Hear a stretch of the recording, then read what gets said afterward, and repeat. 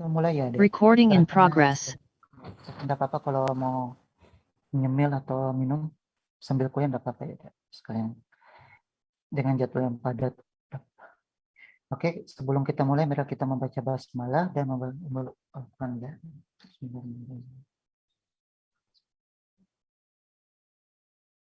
Amin.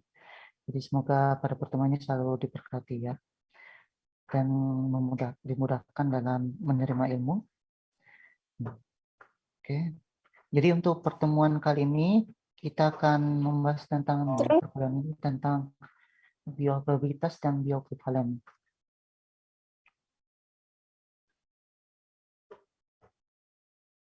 Tadi habis ujian tengah pertikom ya, Dek? Enggak, Iya, Pak. Pak. Oh, maaf ya, Dek. Saya lupa pakai sekretariat.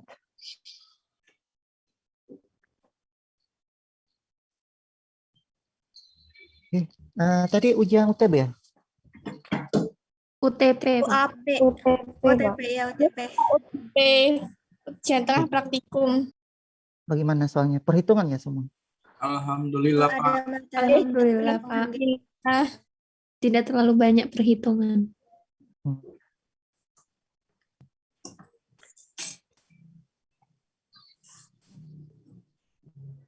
Jadi untuk kuliah saya hari ini adalah pertemuan berapa ya?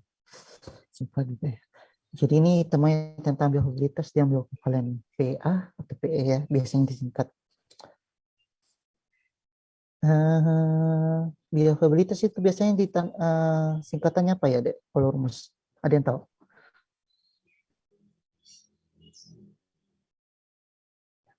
Belum ya? Belum ya. Jadi mungkin untuk hari ini kita akan membahas tentang definisi dan tujuan dari uji ekivalen ya, bioprobabilitas dan bioekivalen. Kedua itu macam dan metode penilaian dari bioprobabilitas suatu produk. Dasar dan ketiga itu dasar untuk penentuan ekivalen atau syarat-syarat yang dilakukannya uji ekivalen. 4, sifat diferensial produk obat yang bermasalah dengan PAPE. Mungkin berhubungan dengan BCS ya, BCS. Baru ada 5 sistem kualifikasi BCS, di mana kita tahu ada 4. 6 itu perhatian khusus dalam BA dan PE. Jadi itu mungkin materi yang akan saya sampaikan untuk materi ini. Jadi pertama itu mungkin pendahuluan. Jadi untuk suatu produk obat yang mengandung zat aktif berupa zat kimia baru dibutuhkan penilaian mengenai efikasi, keamanan, dan mutu secara lengkapnya atau NIO clinical entity atau NCE. NCE ini didapatkan oleh pabrik penemuan tersebut juga obat inovator. Jadi mungkin dalam suatu industri mungkin kita bisa dalam suatu penelitian dalam penemuan obat, apabila kita menemukan obat baru, maka setelah dilakukan pengujian dan lain itu disebut dengan obat inovator atau obat yang pertama kali ya. Baru obat yang seperti obat generik ya, contohnya obat paten yang mengkopi dari inovator disebut dengan produk kopi biasanya. Jadi untuk produk obat yang merupakan produk kopi hanya dibutuhkan standar mutu antara lain berupa bioekivalen. Jadi tujuan kenapa adanya uji PAPE ya, ekivalen itu untuk menjaga efikasi keamanan mutu. Jadi seperti ini contohnya itu obat generik atau obat kopi yang paten. Apakah itu sama dengan obat inovator efek sampingnya? Jadi dalam suatu industri harus memenuhi standar uji ekivalen ya. Di mana ekivalen dengan produk obat inovator sebagai produk pembanding referensi produk yang merupakan bahan baku. Jadi membandingkan obat inovatornya, apakah itu memiliki bioavailabilitas yang sama atau berbeda. Karena itu akan berpengaruh pada efikasi, keamanan, dan mutu dari produk tersebut. Karena mesti. Jadi ini adalah perbedaan bahan baku formula. Jadi dalam produk obat dengan kandungan aktif sama, ada perbedaannya. Bahan baku, formula, dan produk prosesnya itu mungkin berbeda. Faktor lain individu penderita, rute pemakaian, dan bentuk sediaan. Jadi perbedaan jumlah obat terasosiasi mulai kerja obat ini selama kerja itu akan menimbulkan perbedaan antara efikasi, quality, dan safety. Jadi misalnya suatu obat ya, Masuknya itu bisanya suatu obat A dan B itu bisanya obat A itu obat inovator ya seperti paracetamol, baru obat B itu merupakan obat COVID dari acetaminophen. Itu mungkin akan melakukan perbedaan dari bahan baku, kemudian proses produksinya dan zat aktifnya juga ya. Mungkin akan menimbulkan perbedaan efikasi, kualitas dan keamanan. Sehingga dalam suatu produk itu memerlukan suatu uji PAP, di mana uji PAP itu merupakan standar dari kalau internasional itu WHO, EDH, ASEAN dan EMEA ya. Kalau kita itu Balai POM ya, di mana mensyaratkan tentang uji PAPE untuk registrasinya apabila ingin dipasarkan. Seperti itu ya. Kenapa mesti dilakukan uji PAP? Itu alasan. Kalau ini mungkin tujuannya ya, di mana secara umum tujuan dilakukannya uji ekivalen itu untuk menjamin efikasi, keamanan, dan mutu produk obat yang beredar. Baru khususnya untuk menjamin obat kopi yang akan mendapat izin edar bioekivalensi dengan produk obat inovatornya. Untuk menentukan biofilitas absolut relatif suatu zat kimia baru, serta bioekivalensi zat tersebut dalam formulasi untuk uji klinik dan dalam produk yang akan dipasarkan.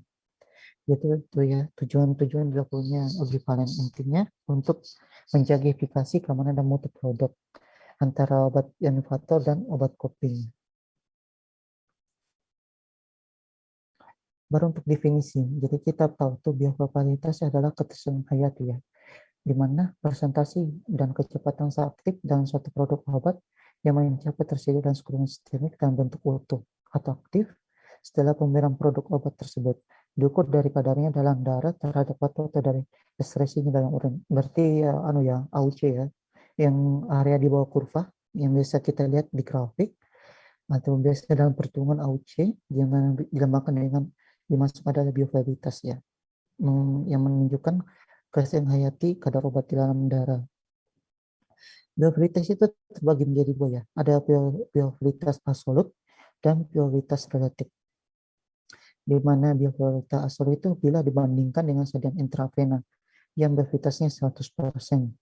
Baru biofilitas relatif itu bila dibandingkan dengan sediaan bukan intravena. Jadi ini maksudnya apa ya? Jadi biofilitas absolut itu membandingkan antara obat oral dengan obat intravena, disebut dengan biofilitas absolut.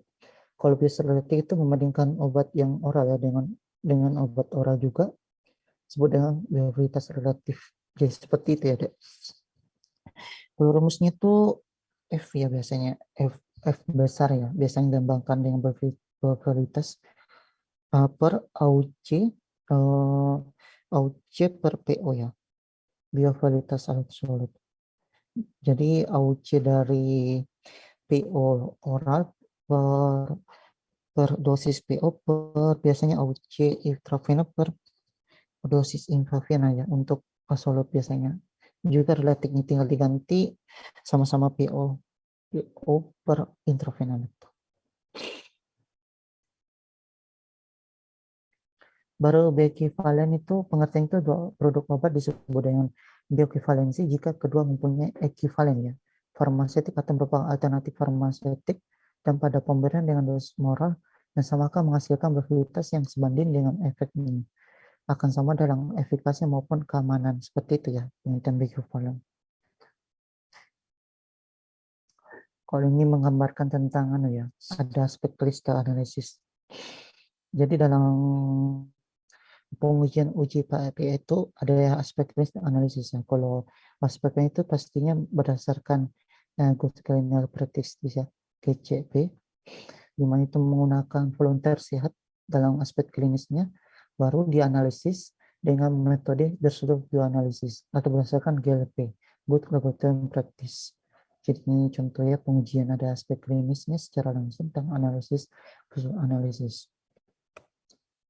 Tadi yang pentingnya berdasarkan alternatif farmaseutik dan ekivalen farmaseutik. Jadi harus memenuhi salah satunya ini. Untuk produk alternatif farmaseutik ada produk-produk obat yang mengandung aktif terapi yang sama tetapi berbeda dalam bentuk kimianya. atau bentuk sediaan atau kekuatan. Jumlah dan bentuk sediaan harus sama seperti tersin ACl, tersin fosfat, tersin NaC. Baru kalau fenolfenil dan fenolfas. Jadi itu membandingkan produk obat yang mengandung bahan aktifnya sama, tapi berbeda bentuk bahan kimia. Jadi ada yang aselin, ada yang fosfat ya. Cuma berbentuk ikatan kimia yang berbeda, garang atau ester. Baru ekuivalen farmaseutik itu produk-produk obat yang mengandung zat aktif yang sama dalam jumlah yang sama dan bentuk sediaan yang sama. Jadi entitas, seragam, kualitas, waktu, disentitas, batis, energi, kualitas itu disolusi samanya. Seperti itu ya pengertian-pengertian. Baru ini alternatif terapeutik adalah produk obat yang bahan aktifnya tidak sama, tetapi untuk terapi atau tujuan klinis itu sama dengan proses farmakologi ya. Seperti amoxicillin, ampicillin. Jadi itu membandingkan dua obat yang memiliki bahan aktif yang tidak sama, tetapi untuk efek terapiknya itu sama. Jadi bisa disebut dengan alternatif terapeutik. Untuk ekuivalen terapeutik itu produk obat yang mempunyai ekuivalen farmasi atau merupakan alternatif farmaseutik pada dosis molar yang sama akan menghasilkan efikasi klinis dan keamanan yang sebanding. Jadi itu ya teorinya. Baru untuk beberapa produk obat itu FA atau AV ya, mempunyai laju dan jumlah absorpsi yang tidak berbeda pada makna bila diberikan pada dosis aktif sama, dosis yang sama dan kondisi perkembangan yang sama. Untuk studi-studi BKV itu merupakan studi komparatif relatif ya, dibandingkan dengan produk pembanding referensi, umumnya adalah inovator yang diberikan izin edar ya. Untuk sebagai pembanding, baru penilaian dosis lengkap untuk membuktikan efikasi mutu dan keamanan. Ini kriteria uji. Kalau untuk kriteria uji mungkin enaknya langsung lihat ya. Jadi di Balai POM ini sudah diatur juga ya tentang mana ya? Ekuivalen. Kok tidak ada? Tunggu dulu. Kok tidak muncul ya?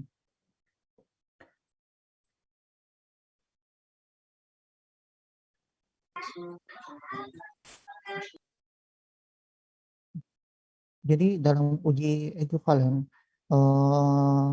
sudah diatur di Balai POM ya, berdasarkan pedoman uji ekuivalen itu sudah lama ya keluar.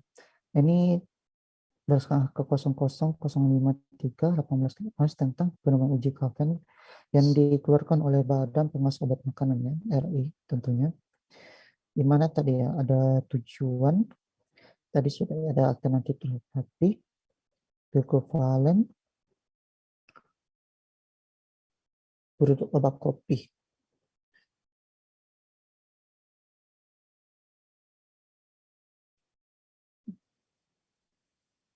Jadi untuk kriteria untuk ekuivalen ya, di mana uji ekuivalen itu ada in vivo dan in vitro ya. Jadi untuk uji ekuivalen itu contoh-contohnya itu ada studi bioequivalent farmakokinetik, studi farmakodinamik komparatif, dan uji klinik komparatif. Jadi kalau uji bioequivalent itu pasti berhubungan dengan menggunakan fase volunteer. Volunteer ini baru dibandingkan dilihat dari faktor farmakokinetik atau dari studi farmakodinamik komparatif atau uji klinik komparatif ini ya. Di mana untuk persyaratan yang memerlukan uji ekuivalen in vivo tersebut ada beberapa kriteria yang wajib ya, seperti produk obat lepas cepat yang bekerja secara sistemik ya. Jika memenuhi salah satu lebih kriteria tersebut, jadi harus memenuhi beberapa kriteria tersebut, seperti obat-obat yang kondisi serius yang memerlukan respon terapi yang pasti. Misalnya itu seperti anti tuberkulosis, antiretroviral, antibakteri, antihipertensi, dan antihistamin. Jadi obat-obat bekerja sistemik seperti ini yang memiliki kondisi yang serius. Jadi perlu pengujian ekuivalen secara in vivo ya. Batas keamanan atau indeks terapi yang sempit. Jadi perlu pengujian juga untuk batas terapi yang sempit, di mana kurva torsicarisma itu curang. Misalnya itu digosin, antermia, antikolon, obat stotestik, lithium, sphingosine, dan cyclosporin, sulfonia, dan profilin. Perlu juga batas keamanan yang sempit. Baru terbukti ada masalah bioafinitas atau bioekivalen dengan obat bersangkutan, atau obat dengan struktur atau formula yang mirip tidak berhubungan dengan masalah disolusi misalnya.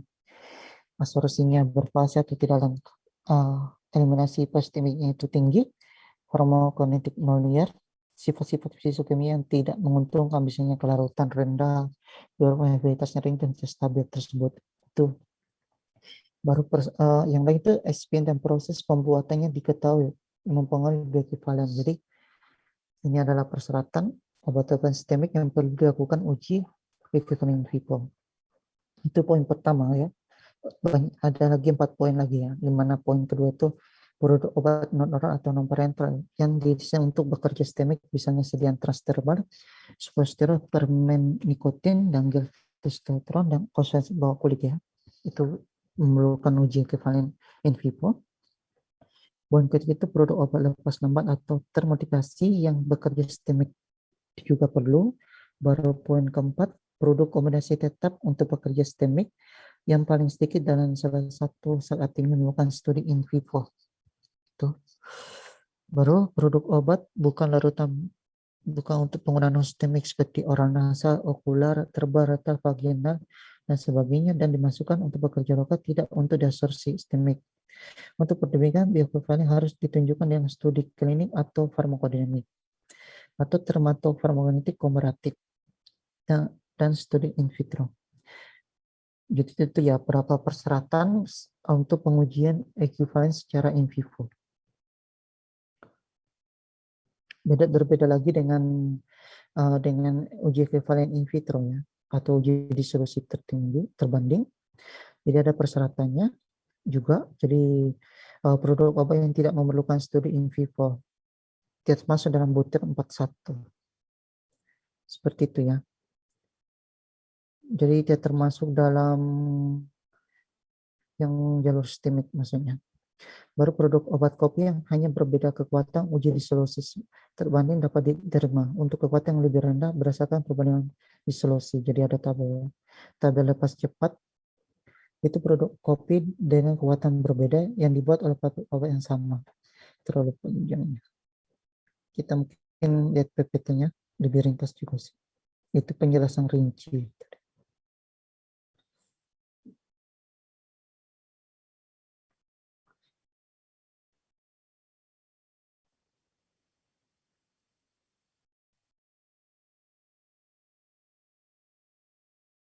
Yang tadi ya, jadi ini ada melakukan uji vivo.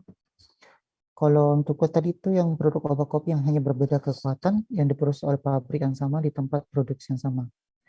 Jadi yang termasuk itu komposisi kolektifnya sama, rasio antara zat aktif dan zat tambahan sama, atau rasio kadar zat aktif yang rendah atau kurang dari 5%, rasio antara zat tambahannya sama.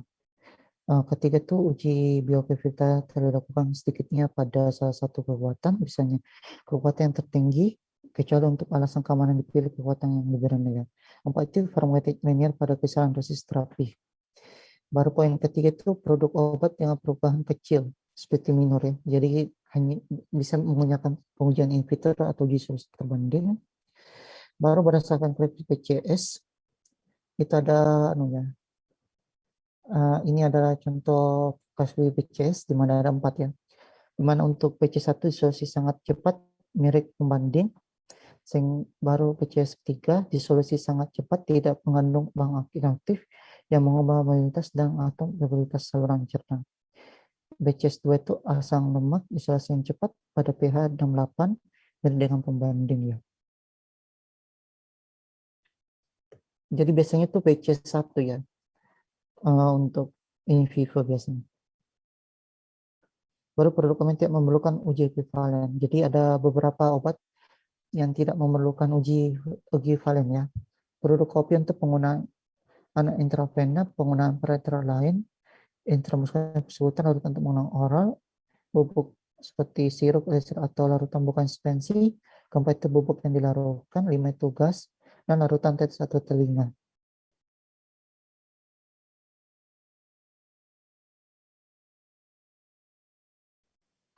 Jadi ini lagi ya, ada beberapa kriteria produk-produk yang memiliki kriteria untuk uji PE tetapi dibolehkan tidak dilakukan uji PE. Seperti itu ya. Jadi ada beberapa dari kriteria tersebut ada yang tidak dibolehkan juga tidak dapat uji PE ya. terutama yang kata obatnya memenuhi PCS kelas 1, di mana dia tuh absorpsi yang cepat dan efeknya cepat ya. Berdua isolasi yang sangat cepat, lebih dari 80% pada 15 menit pada pihak 3 berbeda. Jadi ini BCS untuk senyawa dalam BCS 3. Isolasi cepat, ini ya persyaratan yang bisa kalian baca. Itu ya. Kalau untuk persyaratan itu metode penilaian PAP ya. Mungkin lebih rincinya ada di sini mungkin. Jadi ya banyak persyaratan ya untuk uji PCS. Ini baru persyaratan tadi.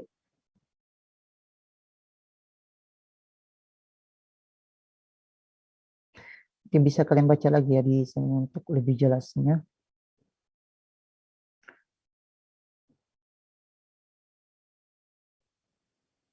Jadi ini ya desain dan pelaksanaan studi bioekivalen ya.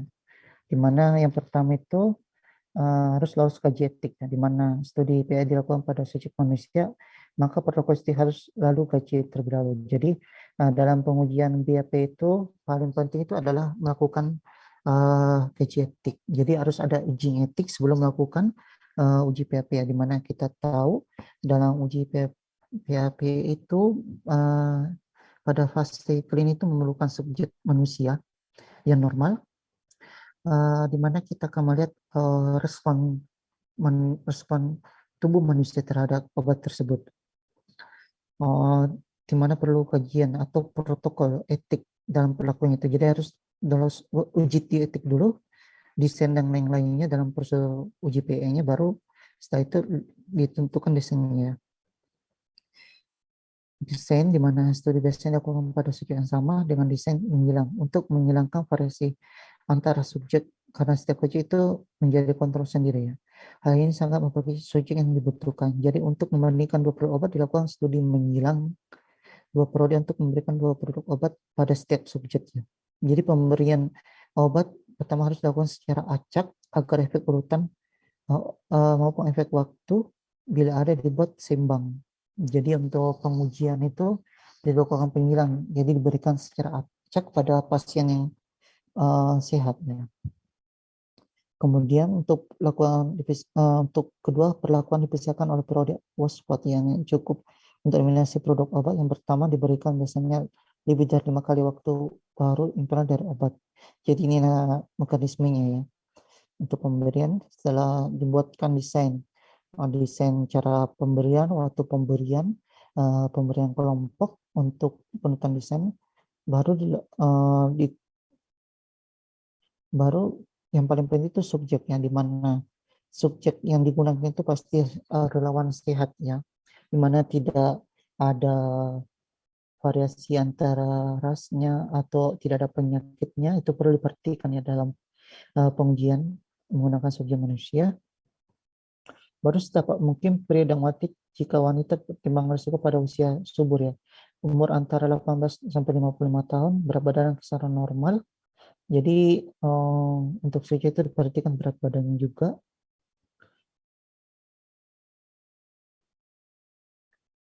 Baru menghindari volunteer yang perokok, tidak kontra atau percaya terhadap obat juga perlu diperhatikan. Baru pada suku sehat ya.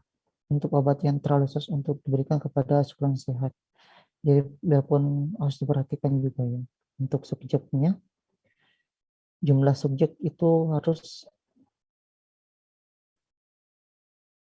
ini berdasarkan ya, jumlah subjeknya tergantung dari jenis anunya ya, juga penentuannya. Jadi jumlah subjek yang dibutuhkan dihitung berdasarkan parameter koefisien yang utama, yaitu AUC atau luas area di bawah rupa kadar obat dalam darah terhadap waktu yang menunjukkan jumlah obat yang masuk dalam peran darah sistemnya. Untuk dasar menjalan jumlah subjek yang dibutuhkan ditentukan oleh perbedaan nilai rata-rata AUC antara produk uji tes T ya dan produk pembandingnya yang sesuai dengan kriteria dari profiling, yaitu rasio nilai rata-rata itu banyak ya. Misalkan AUC per AUCR sama dengan 1000 dengan 90% CL, dia sama dengan 0,80 dikurang 1,25 ya. Seperti itu. Saya tidak terlalu bahas ini ya. Jadi ini ya. Jadi kalau umpamanya diperoleh CV berapa persen itu biasanya 30%, berarti 40 sampel yang digunakan. Seperti itu ya contohnya. Ini standar-standarnya lagi beda-beda ya.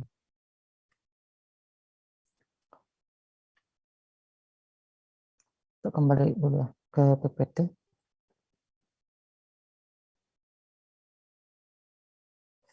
Mungkin saya jelaskan dulu metode ini. Di mana tadi jelaskan kalau dalam pengujian ekivalen itu ada pengujian in vivo ya. Di mana farmakokinetik, di mana dalam farmakokinetik itu ada yang metode langsung, di mana kadar obat dalam darah, baru ada metode tidak langsung, itu kadar obat dalam darah dilihat. Baru yang ketiga itu pemilihan metode tergantung pada yang perlu diperhatikan tujuan studinya, metode analisis pengukuran obat yang digunakan, sifat aktif dari enterin atau metabolik dari obat pasti. Jadi dilihat metabolismenya di mana yang terbanyak ya, apakah di dalam darah atau dalam urin. Jadi kalau ada dua metode, langsung itu pada darah, tidak langsung itu pada urin. Ini kalian besok ya praktikum tentang urin ya, penentuan kadar parameter dalam urin. Seperti itu ya. Jadi tidak langsung dengan menggunakan dalam urin sampelnya. Baru untuk farmakodinamik itu contohnya ada efek farmakodinamik maksimum, di mana ECMAS dilihat. Waktu untuk efek maksimal AUC per Emax melawan dengan T ya, untuk efek farmakodinamik maksimal. Yaitu untuk farmakodinamik dilihat efek farmakodinamik maksimumnya. Baru untuk clinical trial, keamanan dan kemanjuran sediaan dilihat, diunggahkan hanya bila metode analisis tidak ada yang akurat. Contoh sedang topikal, kodokaksol, itu antifugi. Jadi untuk trial itu dilakukan apabila keamanan kemanjuran sediaan itu tidak ada ya, diragukan, baru metode analisis yang ada itu kurang akurat. Jadi menggunakan clinical trial. Seperti itu ya.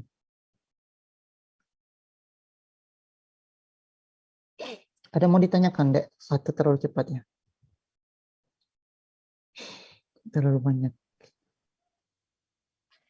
Sudah selesai, tak, Pak? Belum lah. Belum ya, Dek. Pak, Masih mohon banyak. mohon izin masuk deh. Mungkin suara Bapak minta tolong agak keras kalau nanti menjelaskannya deh. Oh, kecil ya. Mau dijelaskan ulang berarti lah satu-satu. Ulang dari awal. Tidak usah, Pak. Lanjut Langsung, saja. Pak, lanjut saja. Oke. Tak perlu, Pak. Lanjut saja, Pak. Jadi ada mau ditanyakan, Dek, tentang uji ekivalen. Masih belum, Pak.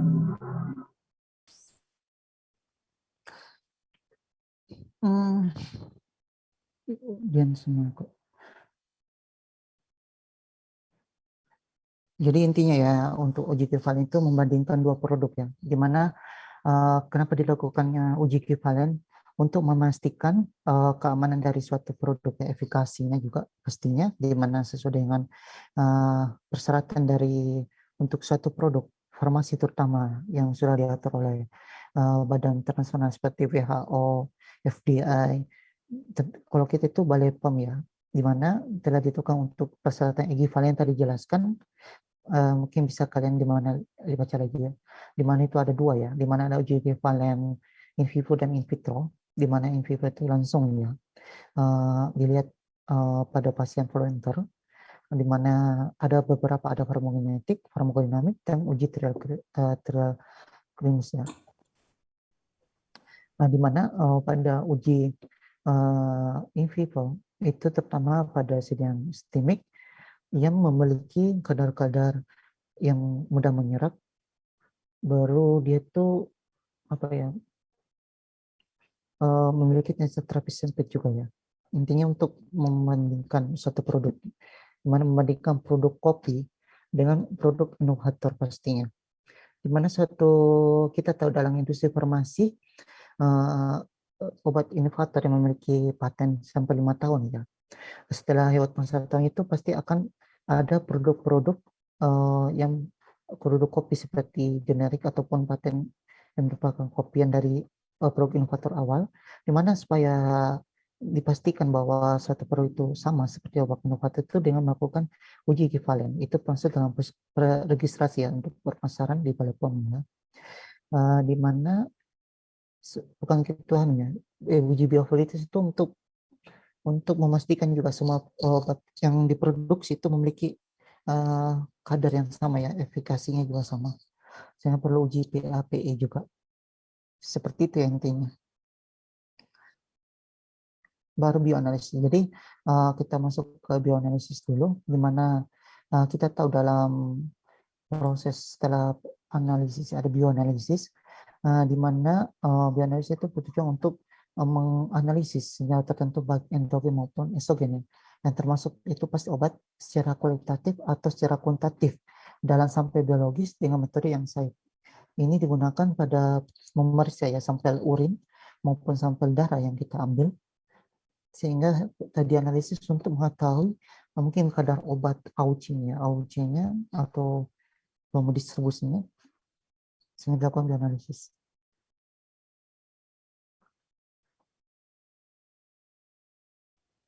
Seperti itu ya, berdasarkan dialog praktis. Jadi bioanalisis itu ada di berbagai bidang ya. Dalam kimia, entah reaksi in vitro ya, pencemaran lingkungan atau pemeriksaan gas itu digunakan. Kalau pada kedokteran itu pemeriksaan DNA, biomarker penyakit atau perkiraan usia. Baru untuk biokimia itu untuk proses metabolisme, perubahan biokimiawi dan penataan protein marker digunakan. Sedangkan untuk biologi atau mikrobiologi, untuk uji potensi aktivitas proses fisiologi biologi, untuk forensik itu penyalahgunaan obat overdosis atau pemeriksaan DNA bisa dilakukan. Sedangkan untuk farmasi itu masuk pada bioequivalensi.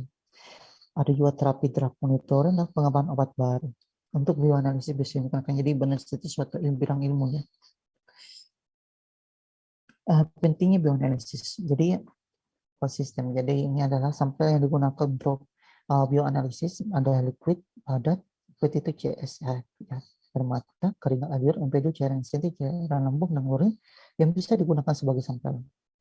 Baru ada mix, plasma, serum, darah, atau feses bisa digunakan. Padat itu bisa dari otak, jantung, ginjal, hati, paru, otak, tulang, dan rambut, atau kuku. Kalau rambut, kuku, biasanya DNA juga ya, tapi otak, jantung, ginjal itu masuk forensik kayaknya. Itu sampelnya. Ini ada komponen air, protein, lipid, senyawa. Ini ada yang terangkai sama ya.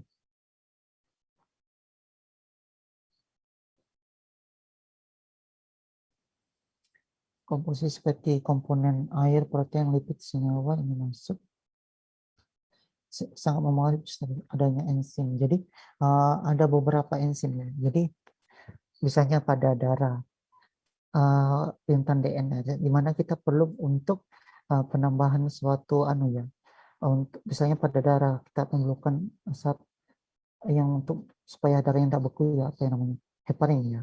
Baru untuk isolasi DNA itu kita perlu memberikan suatu stabil ya, saya lupa namanya, di mana kalau kita mengisolasi DNA kita itu memerlukan pada darah atau pada sel kita memerlukan penstabil karena adanya enzim atau yang dapat melakukan yang dapat berusaha DNA, sehingga perlu penstabil.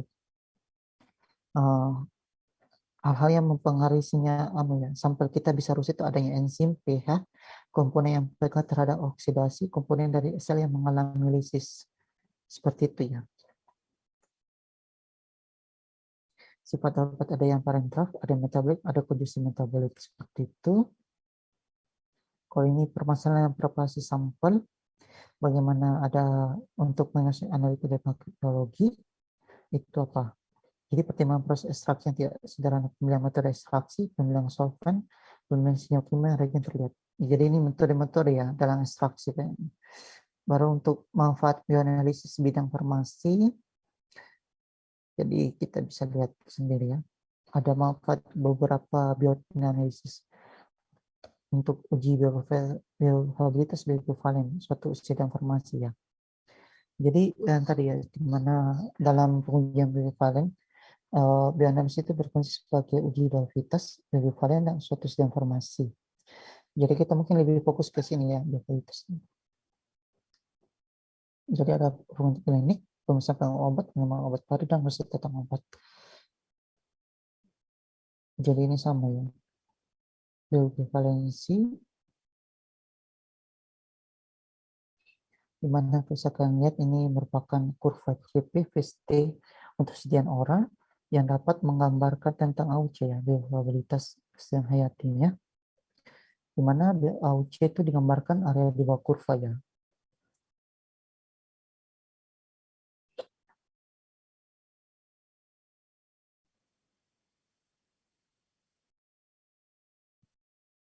Analisis matematiknya itu CP, CP-nya VST waktunya juga ya. Di mana akan menggambarkan T setengah, KA dan KE-nya, dan AUC-nya juga ya. Baru kecepatan tingkat solusi, sifat bioaktif obat, dan faktor formulasi dapat diperkirakan dengan rumus tersebut ya. Jadi penting untuk seleksi pergantian obat oleh farmasi. Seperti itu yang terus.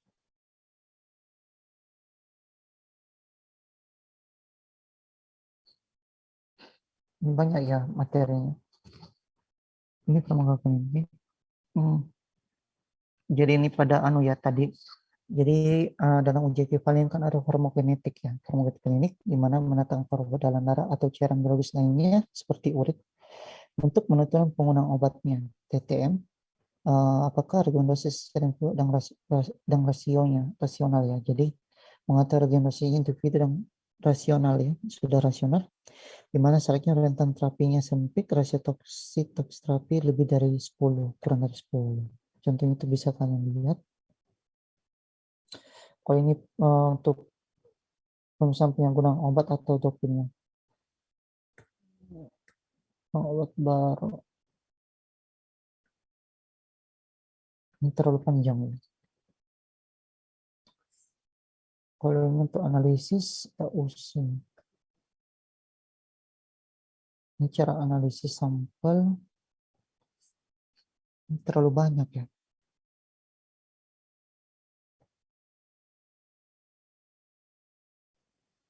Ini metodenya ya.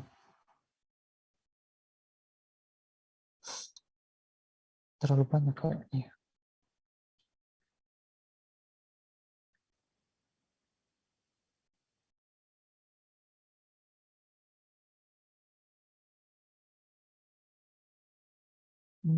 Tunggu dulu.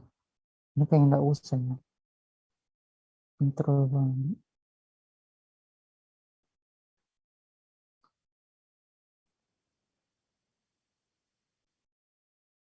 Metode. Kita kembali ekivalen aja ya.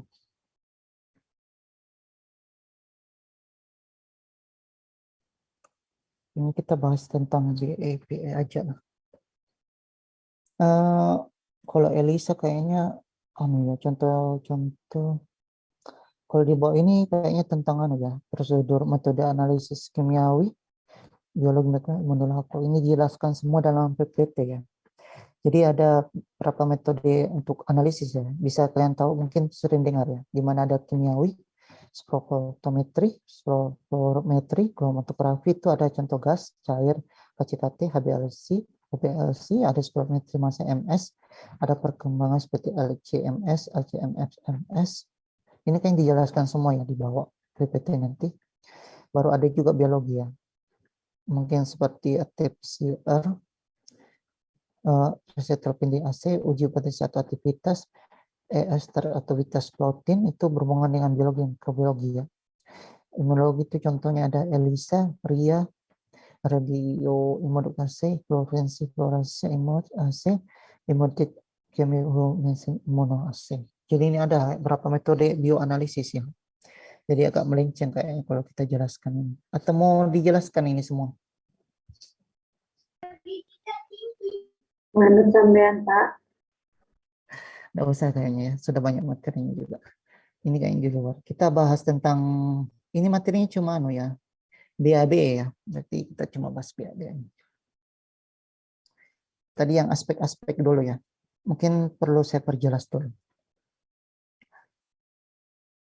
Jadi mungkin dari kalian ada mau ditancangkan tentang kriteria untuk uji ekivalen untuk in vitro maupun in vitro deh. So dipahami gak?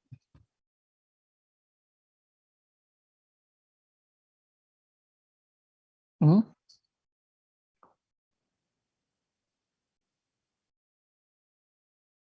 Jadi kurang jelas ya, jadi mungkin kita lebih paham lagi. Jadi untuk uji ekivalen in vivo yang tadi saya jelaskan, di mana ada farmakogenetik, farmakodinamik dan ya, uji klinik tadi, di mana kita melihat dari volunteer sehat pastinya ya, di mana ada persyaratan-persyaratan penting dalam obat yang harus diuji in vivo. Itu adalah produk obat oral lepas cepat yang bekerja secara sistemik ya, di mana itu termasuk dalam obat untuk kondisi serius seperti yang di bawah ini pastinya ya, otoposis atau apa yang penting. Baru ada batas kamar indeks terapi sempit.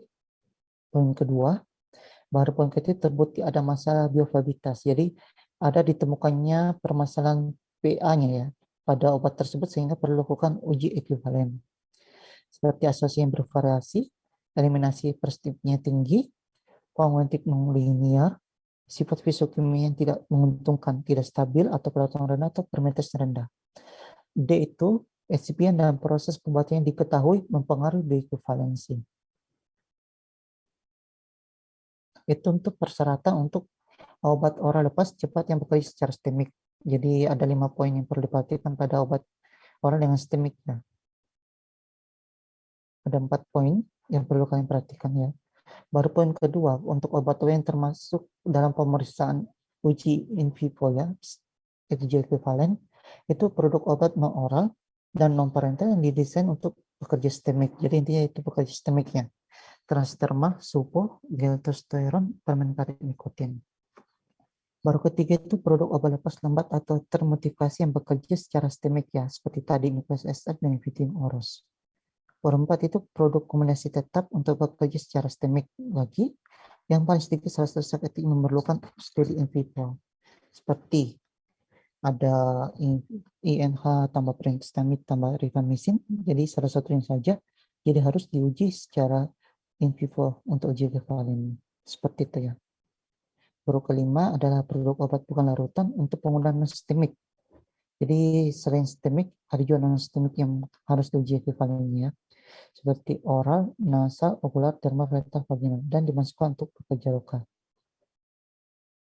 Jadi memerlukan studi klinik, farmakodinamik, dan nah, jadi itu ya secara ringkas persyaratan untuk uji produk yang memerlukan uji ekivalen in vivo. Ada mau ditanyakan deh untuk uji ekivalen in vivo? Halo, ada pertanyaan? Atau kurang dimengerti ya? Gimana? Ini masih teori sih. Nanti kita masuk perhitungan. Nggak apa-apa, dilanjut dulu Pak. Apa, Mbak Nina?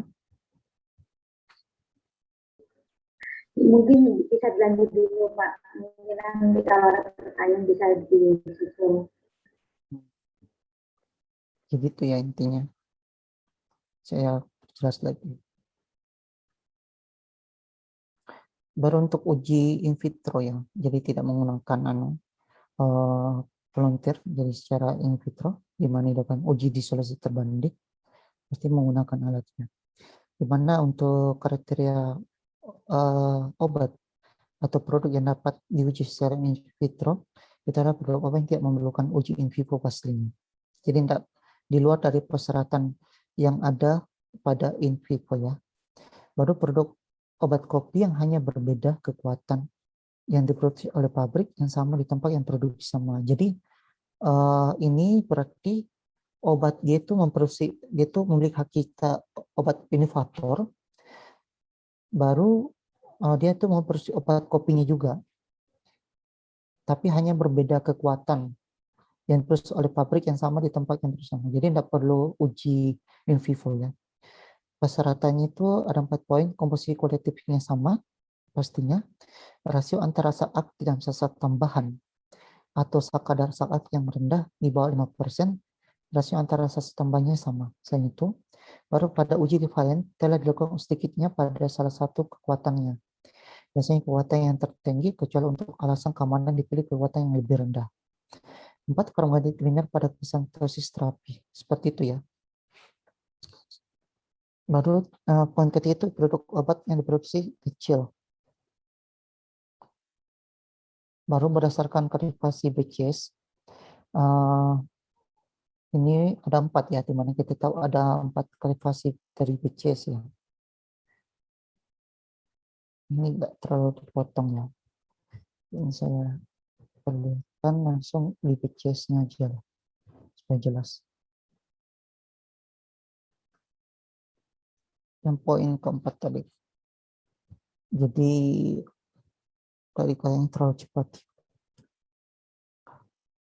Bisa, yang penting bisa dipahami. Tadi kan sudah yang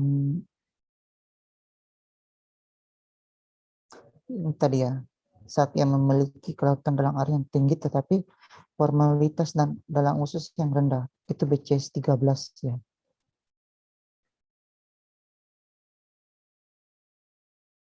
Oh ini ya, berdasarkan sistem klasifikasi biofarmaseutika. Jadi untuk klasifikasi biofarmaseutika itu disebut dengan BCS ya, dibagi 4, atau bisa dibilang biofarmaseutika klasifikasi sistem, dilihat dari zat aktif serta karakteristik disolusinya dan profil disolusi dari produk obat.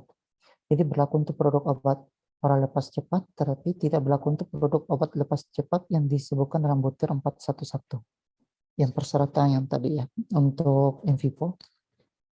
Jadi ada poinnya, ada poin pertama yang masuk, zat aktif memiliki lapisan dalam air yang tinggi dan permeabilitas dalam usus yang tinggi. Berarti itu masuk BCS 13 1 ya. Serta itu produk obat yang memiliki disolusi yang sangat cepat atau produk obat yang memiliki disolusi yang cepat dan proses disolusi yang mirip dengan produk pembanding. Seperti itu ya.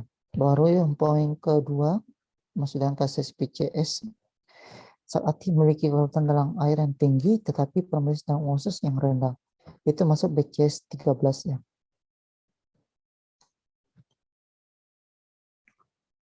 Produk obat memiliki profil disolusi yang cepat pada pH 68 dan memiliki produk obat memiliki disolusi yang mirip dengan produk sebanding, juga berlaku jika kurang dari 10% pada salah satu pH. Seperti itu ya persyaratan untuk BCS-nya.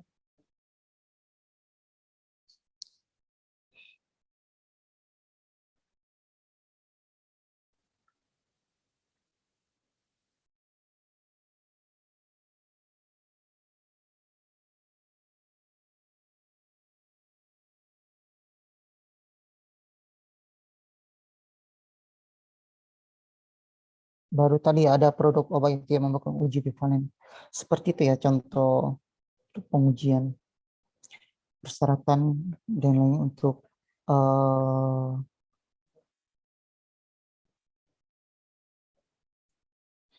untuk persyaratan untuk uji ekivalen secara in vivo maupun in vitro ya.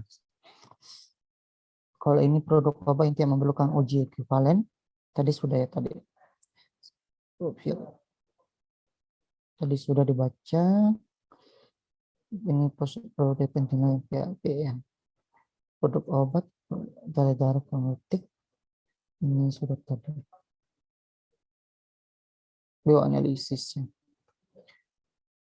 Ini yang perlu dipelajari apa ya? Komposisinya tadi manfaatnya sudah.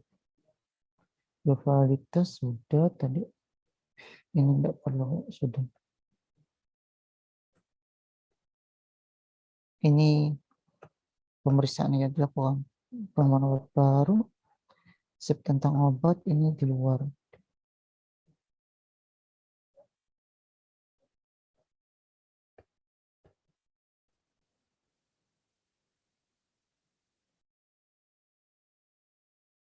Kalau ini bisa ya. Jadi ini menggambarkan tentang analisis. Jadi setelah kalian mengambil sampel darah apapun urin, itu pasti akan dilakukan analisisnya. Jadi prosedur tahapan pelaksanaan setiap tulis yang menyangkut pelaksanaan metode analisis pada besarnya. Jadi diperlukan rentang meluruskan apa?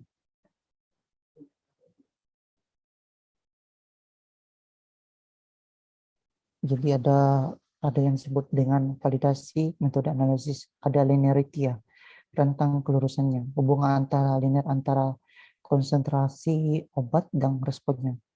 Itu lihat dari kurva baku ya, linear kadar kecil dan besar. Jadi pada spektrol kita menggunakan spektrometrik atau karometrik atau fluoresensia. Kalau semua itu dilihat dari serapan dengan kadarnya. Kalau kromatografik itu area kromatograf, phase kadarnya. Kalau fluoresensi itu intensitas fluoresensi phase kadarnya. Itu dilihat linearnya itu bisa dari spektrokromatografy dan fluoresensi. Baru sensitivitasnya ya, atas kadar kecil yang dapat ditentukan. Disebut dengan LOD, limit deteksi itu tanpa pembanding. Pada LOQ itu limit quantification ya, pembanding. Persif jadi ini digunakan untuk analisis. Persif itu penyimpanan pengukuran yang metode analisis tertentu. Replikasi, jadi direplikasi ya. Mau lihat simpanan bakunya, kalau CV-nya 20%, berarti kadar lebih kecil dari SD. Baru akurasi kecermatan itu lihat keterkaitan hasil analisis yang diperoleh melalui suatu metode tertentu dengan harga yang sebenarnya. Dinyatakan dalam persen recover itu sekitar 80-180% ya. Ada reliability, keterulang atau replikasi, diulang terhadap sampai dengan prosedur yang sama, dan kemudian operator yang sama. Baru ada disebut dengan reproducibility, metode sama, berlakukan dengan berbeda laboratorium. Safe atau mantap ya, dibandingkan dengan metode lain hasilnya sama. Itu berapa istilah yang validasi analisisnya. Itu aja oke. Ini metode urin, nanti spektro pelarutan. Kalau ini dia metodenya, mungkin kalau kalian mau baca tidak apa-apa. Saya tidak masukkan. Ini slide berikutnya ternyata ya tentang metode-metode analisis. Jadi ada semua ya. Ada yang kimiawi, biologi, dan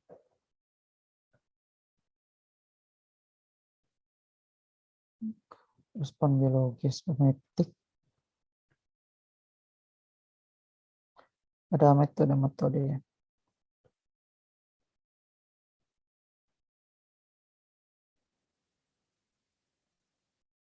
Ada mau ditanyakan ya? Kayaknya enggak perlu itu ya. Yang metode-metode terlalu banyak soalnya.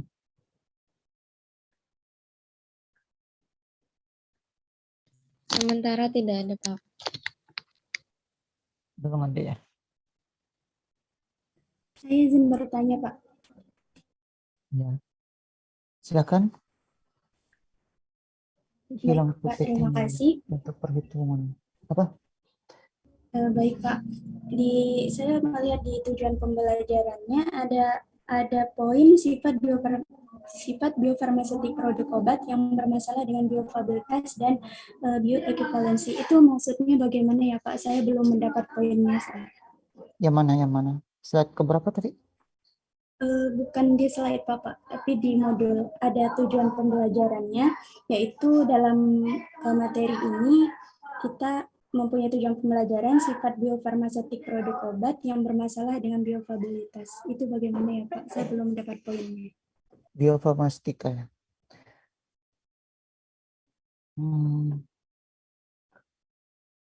Belum di produk biofabilitas yang bermasalah ya.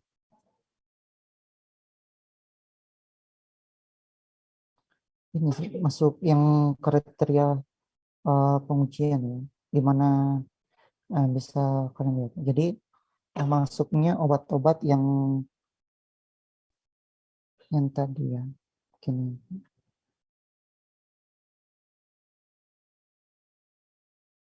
Sifat biofarmasi produk obat yang bermasalah dengan PAP ya. Yang ini ada. Iya, Pak. Ini. Heeh.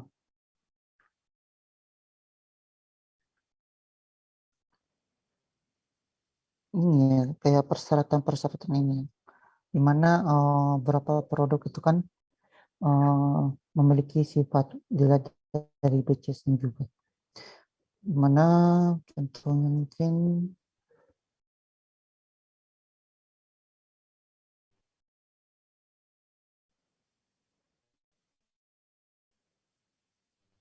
berhubungan dengan keamanan ya, di mana mungkin pada suatu produk apabila biofarmasetikanya ya, bioekvivalen, mungkin seperti obat, misalnya saya bandingkan dulu, obat inovator dibandingkan dengan obat kopi ya, di mana ternyata obat kopi itu memiliki kelarutan yang berbeda dibandingkan obat atau disolusi ya.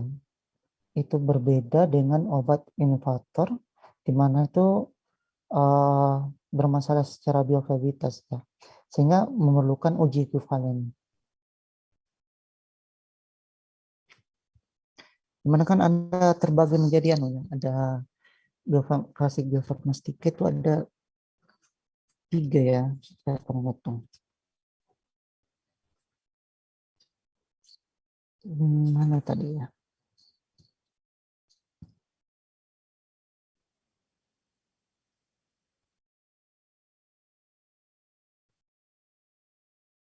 Ada yang sudah paham kan maksudnya yang BCS 1?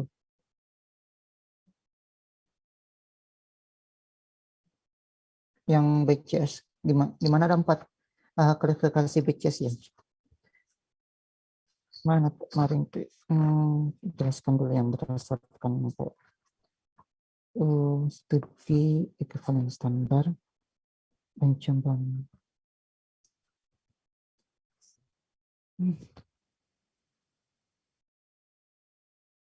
Jadi kan ada ada 4 perlu diperhatikan ya, distingkasi biofarmastika tuh ada dibilang dengan kelas 1 sampai 4 ya. Di sini di mana untuk kelas 1 itu pasti kelarutannya tuh tinggi, penembusannya itu tinggi ya, absorpsinya ya. Itu obat itu melarut sangat cepat ya, berarti sedang diabsorpsi dengan baik. Jadi masalahnya itu pasti tidak ada ya secara formal untuk produk pelepasan segera ini. Baru untuk kelas 2 itu ada kelarutannya rendah, baru absorpsinya tuh tinggi. Contohnya itu maksudnya itu obat dengan kelarutan terbatas, absorpsinya baik. Tapi bioavailabilitas dikendalikan oleh sedian dan laju pelepasan bahan obat tersebut berarti. Baru untuk kelas 3 itu kelarutannya tinggi, baru penembusannya rendah. Obat dengan dose terbatas, nah, seperti itu ya. Baru kelas 4 itu dia tuh rendah menembus. Kesulitan obat akan melepas obat secara konsisten. Seperti itu ya penjelasannya. Untuk 4 baru yang kemarin itu permasalahan yang mungkin timbul ya selama produk maksudnya ya. Jadi dalam satu produk inovator maupun kopi itu kenapa maksudnya permasalahan PP-nya itu dilihat dari kriteria yang ini ya, Dek. Kriteria yang tadi saya jelaskan kenapa perlu uji PHPE lagi ya. Dilihat dari kesediaan obatnya lagi, di mana bisa lihat untuk nih ya, di mana umpamanya itu pada uji kliniknya. Kenapa dia itu memerlukan permasalahan dalam PHPE? Itu kan ada beberapa obat yang misalnya indestrapison PT ya. Jadi itu memerlukan pengujian PHPE-nya. Baru terbukti adanya masalah bioavailabilitas seperti absorpsinya bervariasi, eliminasinya tinggi, kemampuannya non-linear, sifat frequency tidak menguntungkan, misalnya tidak stabil, kelarutan rendah, dan permeabilitas rendah, sehingga menimbulkan permasalahan dalam bioavailabilitasnya ya. Sehingga perlu uji ekuivalennya untuk membuktikan Apakah dia itu sudah bagus atau tidak? Seperti itu ya, Dek. Baik, Pak izin bertanya. Ya, Pak, tadi kan di BCS itu ada pembanding itu Pak lah. Saya masih belum paham maksud dari pembandingnya itu seperti apa Pak. Apa ada klasifikasinya seperti pihak dari pembanding itu seperti apa gitu, berapa, atau biologisnya itu seperti apa ya Pak? Terima kasih Pak. pembandingnya ya.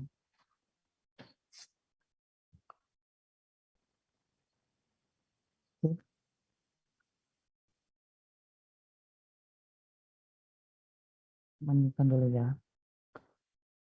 Kenapa perlu BCS?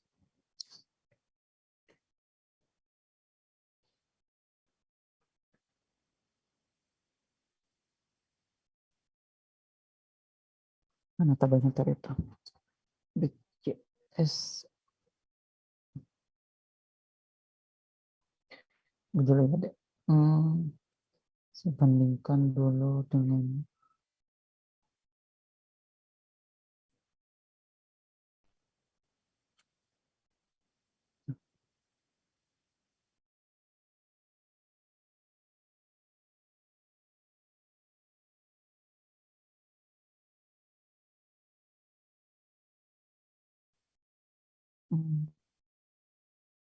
mana yang kemarin? Oh,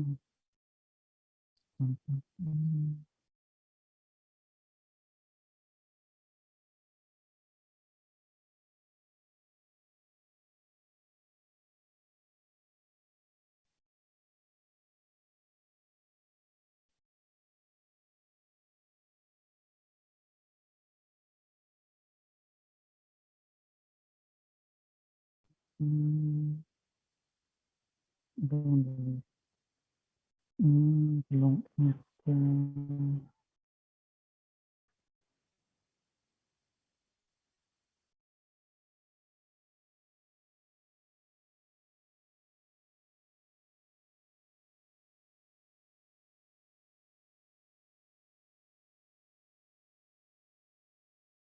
Tadi ditanyakan maksudnya pembanding ya, contoh obatnya begitu. Nggih Pak.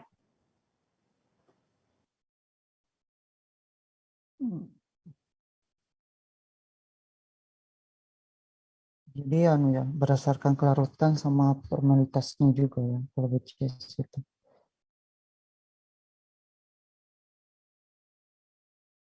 Ini ya contohnya mungkin bisa dilihat.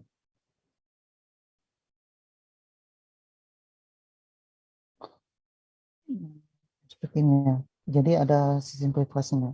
Intinya itu formalitasnya tinggi dan kelarutannya tinggi ya. Misalnya tuh petrolorong ya, dikiasem propanil itu masuk dalam BCS kelas 1 yang menunjukkan penyerapan yang tinggi dan disolusinya yang tinggi ya. Saya ingin sangat baik diserap sinyal kelas 1 maksudnya sebagai produk dengan pelepasan segera, laju disolusi umumnya lebih pengosongan lambung ya. Seperti itu ya. Jadi biasanya produknya ini bagus yang dia dimana hampir 100% yang dapat diharapkan jika setidaknya proporsional larut dalam 30 menit pengujian isolasi in vitro dalam berbagai nilai pH. Karena itu data biotofen in vivo tidak diperlukan untuk menjamin perbandingan produk tersebut. Seperti itu ya untuk kelas 1. Baru untuk kelas 2 itu formalitasnya tinggi dan kelarutan rendah. Contohnya ada phenytoin ya. Dimana untuk obat kelas 2 itu memiliki daya serap yang tinggi tetapi laju disolusinya rendah. Nah, dalam disolusi obat secara in vivo, maka tingkat penyerapan terbatas kecuali dalam jumlah dosis yang sangat tinggi ya. Untuk penyerapan obat untuk kelas 2 biasanya lebih lambat daripada kelas 1 dan terjadi selama jangka waktu yang lama. Sehingga perlu korelasi in vitro dan in vivo. Biasanya untuk obat kelas 1 dan kelas 2 ya. Biofilitas produk ini dibatasi oleh tingkat pelarutnya, oleh karena itu korelasi antara biofilitas dan software dapat diamati. Seperti itu ya. Baru ada kelas 3, formalitasnya rendah, tapi kelarutannya itu cukup tinggi. Contohnya itu simetitin, di mana probabilitas obat berpengaruh pada tingkat penyerapan obat. Nama obat yang mempunyai laju disolusi yang sangat cepat, larut sangat cepat, tapi penyerapannya itu mungkin agak lebih lambat. Jadi obat ini menunjukkan variasi yang tinggi dalam tingkat penyerapan obat. Karena pelaratan yang cepat, variasi ini disebabkan perubahan probabilitas mikrobiologi yang bukan faktor bentuk sel tersebut. Jika formulasi tidak mengubah probabilitas atau waktu durasi penyebaran, maka kriteria kelas 1 dapat diterapkan. Seperti itu yang mungkin. Pada ada probabilitas rendah atau kelaratannya rendah ya. Seperti furosemid, di mana memiliki buah kualitas yang buruk dilihat dari sifatnya rendah, probabilitas maupun kelaratannya. Biasanya mereka tidak diserap dengan baik dalam mukosa usus. Sejauh ini tidak hanya sulit untuk diisolasi, tetapi sekali diisolasi sering menunjukkan probabilitas yang terbatas di mukosa gastrointestinal. Obat ini cenderung langsung untuk diformulasikan. Jadi itu ya perbandingan.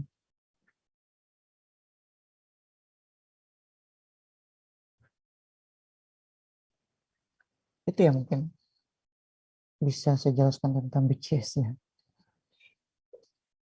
Baik, Pak. Terima kasih. Kurang dipahami. Saya lebih suka perhitungan kayaknya.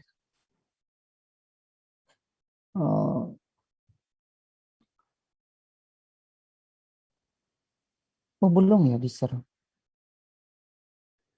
Izin nanya, Pak. Hmm? Izin nanya, Kak.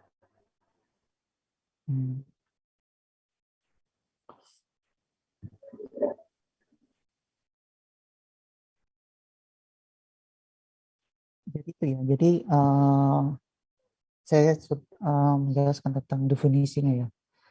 Jadi tadi ada definisi, semoga sudah dipahami tentang ciri-ciri obat-obat yang memerlukan uji ekivalen yang secara in vivo maupun in vitro. Baru kriterianya sudah ada ya.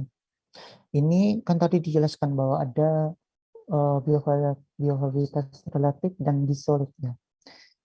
Ini mungkin menggambarkan tentang rumusnya ya. Ada beberapa rumus.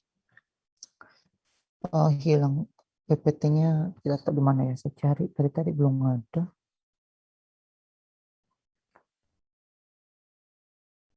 Ini kadar. Besok kita praktikum kan? Iya ya, tentang farmakogenetik, parameter farmakogenetik urin dengan bioavailabilitas ya. Dan sekarang perhitungan.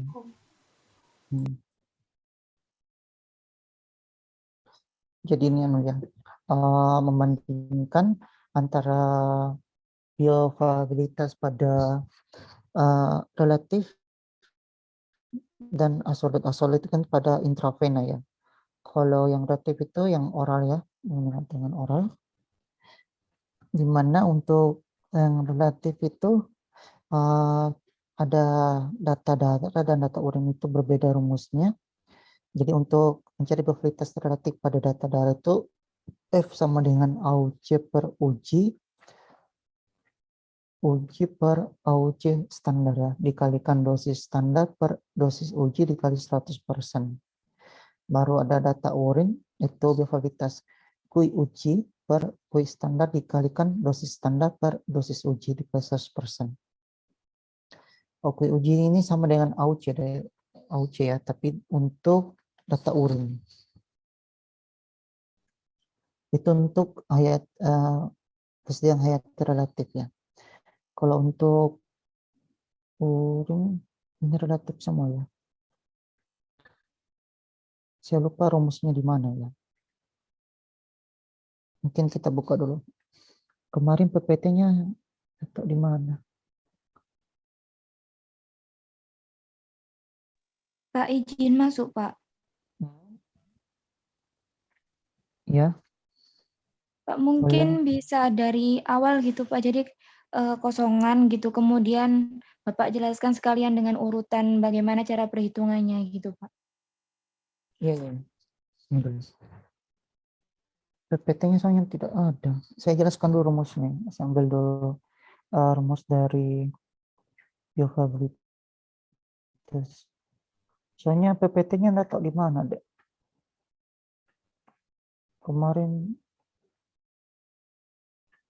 saya ambilkan dulu dari buku ya rumusnya. Soalnya itu soalnya langsung. Ini saya sampai jam 11 kan? Lewat 30 misalnya. Nggih, Bapak, sampai jam 11.30 nggih. Tidak ada.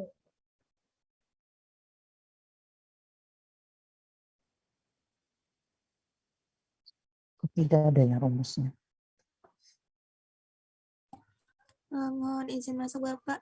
Ini untuk Excel, apakah untuk praktikum besok, nggih? Besok ada ya perhitungan tapi beda mungkin. Kalau mungkin ini yang uji soliditas mungkin ada saya kasih mungkin sedikitnya. Ini harusnya masuk ke sini sih perhitungan. Soalnya besok kan parameter urin ya. Kalau parameter urin itu lebih panjang sih, lebih rumit perhitungannya.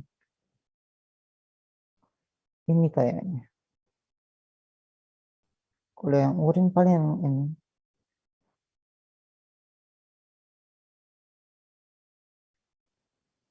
Ini ya, nanti kalau besok itu insya Allah kan dijelaskan dulu prosedurnya, baru nanti cara penentuan perhitungan rumusnya. Saya rasa kalian lebih jago dari saya ya, karena sudah 3 minggu belajar farmakokinetik ya sama dosen-dosen yang lain. Sudah dasar-dasar yang diketahui mungkin ya. Gimana mungkin nanti ada urin 1, 2, 3, nanti ini pelajarannya. Baru nanti berikutnya kan pengujian onivator ya. Tapi kalian sudah mau. Jadi ini ada contoh ya, di mana nanti besok aja mungkin saya masukkan juga perhitungan. Ada 2 obat ya, di mana 2 produk Silantab itu mengandung pristinamid 500 mg. Tunggu rumusnya dulu ya dipelajari.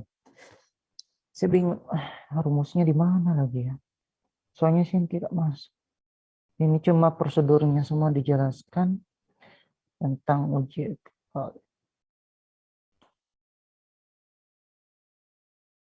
Saya cari dulu ya materi perhitungannya untuk materi itu. Kok tidak ada ya?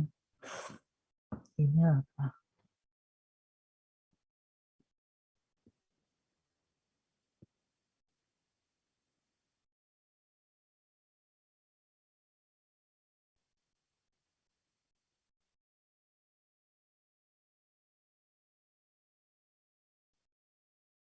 Pasang soal atau ekuivalen.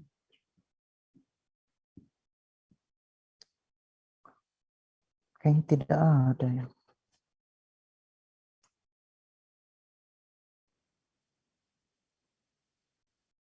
Ya.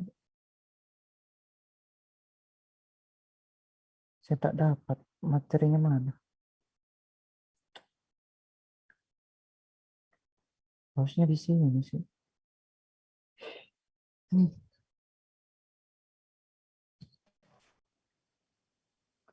Besok itu praktikum berapa jam ya, Dek?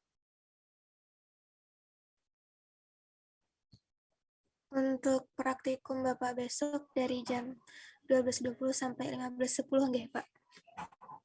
Cuma 3 jam ya, sekitar 3. Mungkin sekitar 170 menitan nggih. Oh, bisa lah. Nanti kita besok belajar berarti perhitungan ini. Bukunya saya mau cari rumus-rumusnya dulu. Tapi mau tulis rumusnya juga saya enggak tahu apa ya. Satuannya itu kemarin apa? Menyusul adik-adik yang maksudnya. Tenang.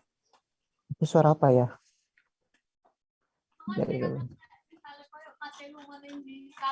Mau melok. Lo enggak, ini masih tak mau melok. Melokan, melokan. Lah iya, awake mau melok. Ya omah ae. Aku aja jago omah. Garis matul pikir ya. Ingat. Makanya aku tidak pateni kafe. Ya mesti karena pura-pura tidak tahu. Garis matul. Oh ini apa? Kita dulu lihat rumusnya di buku.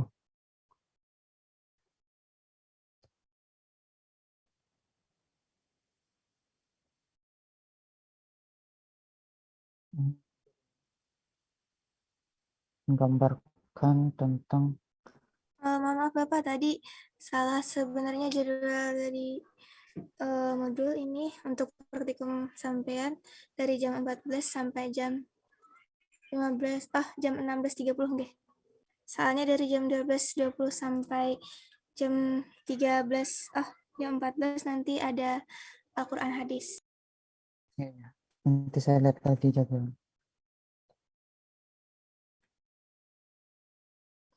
Yang pertama dulu ya, kita mencari tentang ini ada gambaran rumus.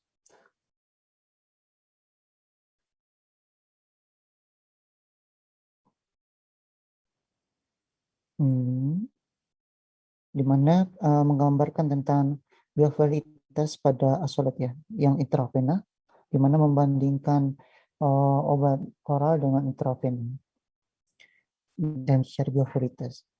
F absorpsi sama asolat ini sama dengan AUC oral dikalikan D dosis intravena per AUC intravena dikalikan dosis per oral. Seperti itu ya. Untuk rumus untuk asolat. Kadang-kadang terbalik soalnya. Itu baru berbeda lagi dengan relatif ya. Korelatif mana aja? Ini dia relatif.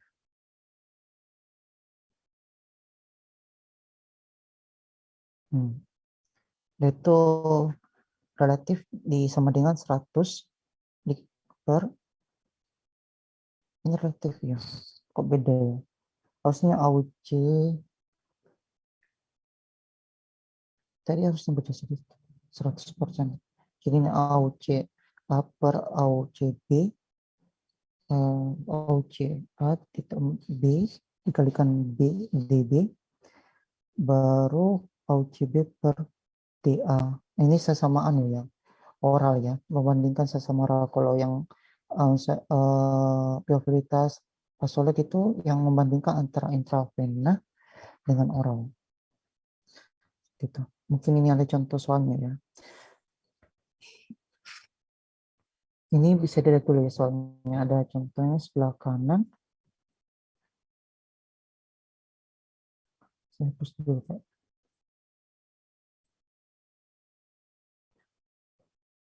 Dimana ada pada tabel bisa kalian lihat. Ini adalah produk obat, ada oral tablet, larutan oral, dan injeksi IV ya. Dimana diketahui dosisnya untuk oral tablet maupun larutan itu ada 200 mg. Untuk dosis IV itu ada 50 mg ya. Baru diketahui AUC-nya ternyata diketahui oral tablet itu 89,5, oral larutan oral ya 86,1. Baru ada IV-nya itu AUC 31,8. Beruntuk standar deviasinya ada 9,7 untuk tablet, 18,1 untuk larutan oral, 5,7 untuk intravena. Nah, bisa dilihat ya, Dek, ini semua.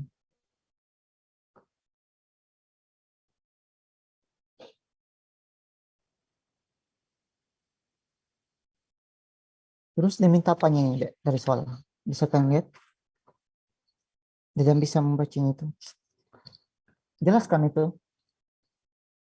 Diminta biofilitas relatif dengan biofilitas absolutnya ya.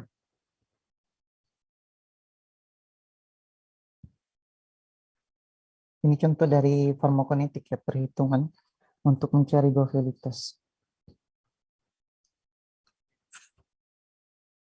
Ada yang bisa mengerjakan atau mengetahui tadi berdasarkan rumus yang tadi? Belum.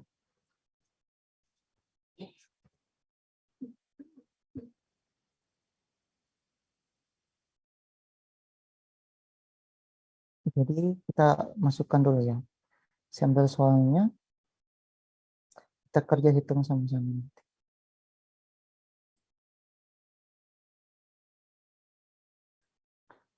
Ini ada soalnya ya.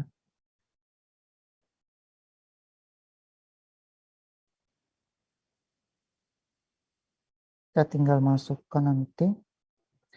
Kita kerja dulu.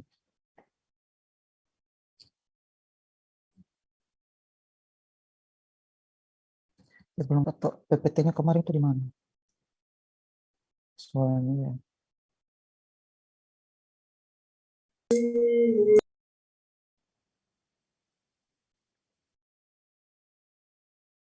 Seperti ini. Baru kita tinggal memasukkan rumusnya ya. Tentang rumus probabilitas selektif dengan rumus. Ada yang tahu? Apa rumusnya tadi?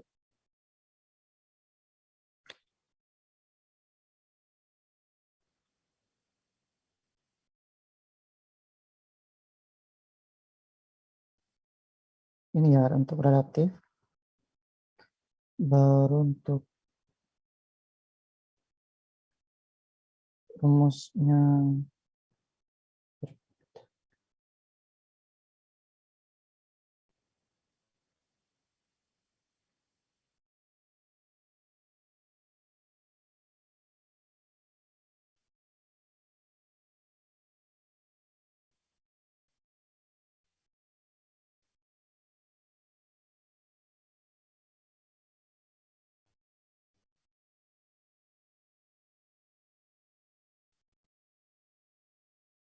jelas ya semua.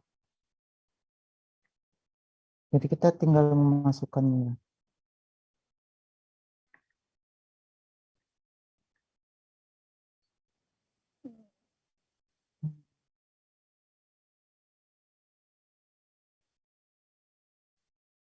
Seperti ini ya.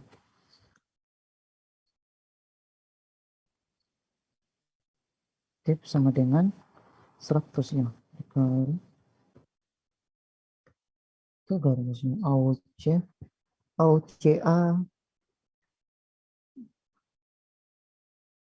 Kayaknya ada yang beda.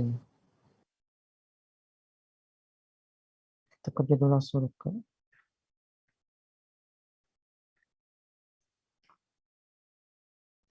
Absolute. AUCA orang yang mana ini dipakai? Jadi ini 89 ya, 5. Titik dosis intraven itu 250. Baru dikalikan pastinya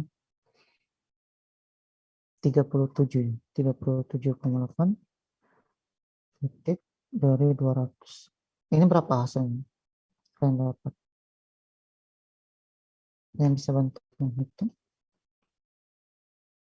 Jadi itu ya 0,592 Pak. berapa?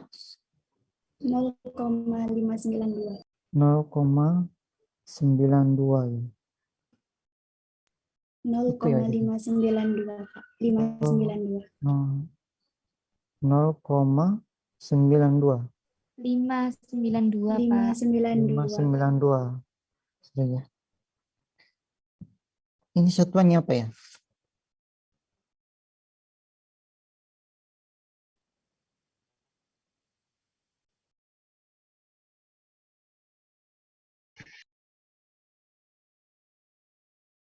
Sepertinya perlu dipersenkan Pak. Persen kan ya.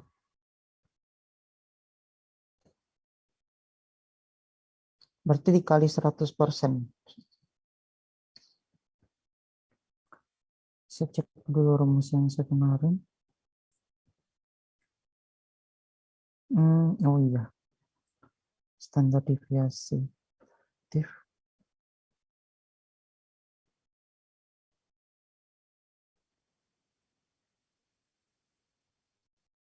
Ini ada berapa rumusnya? Jadi ini dikali kalau rumus yang dari itu langsung dikali 100% ya. Berarti langsung persenannya dicari. Jadi pakai rumus yang ini aja, kayak untuk relatif. Kolinosologi ya. Ini berarti 59,2% untuk F absolutnya ya. Seperti itu Kak. Berbeda lagi sama untuk yang hayati ya. Kalau hayati itu yang ini tuh mana korelatif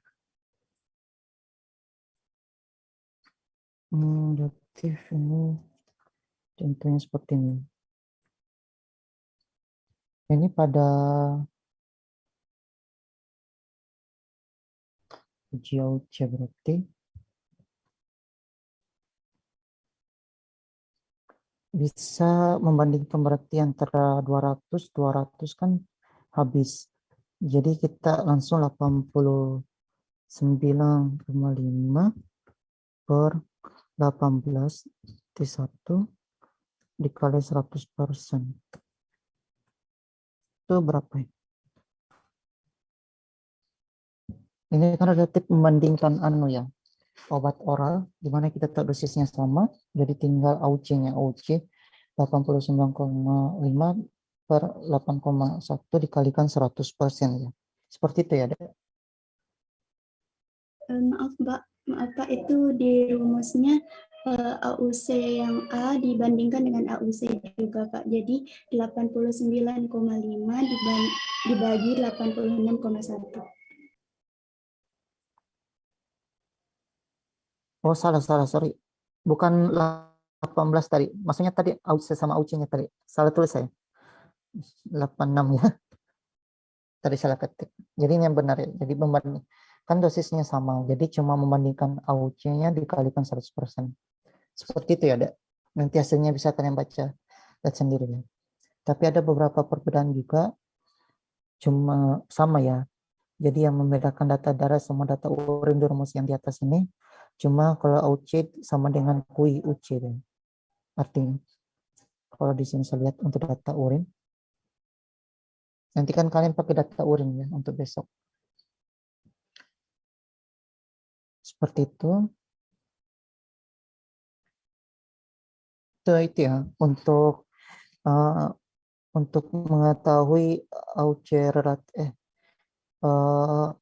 biofilitas relatif sama biofilitas absolut. Ini baru awal ya.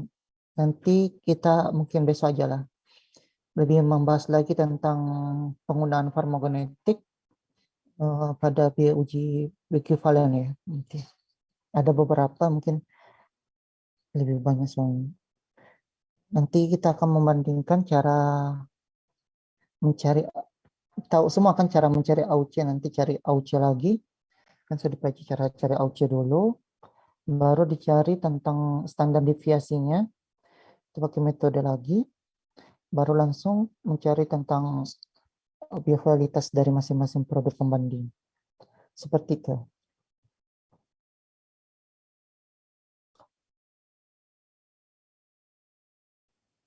Cuma itu dulu yang untuk ini hari ini ya kayaknya. Soalnya materinya banyak.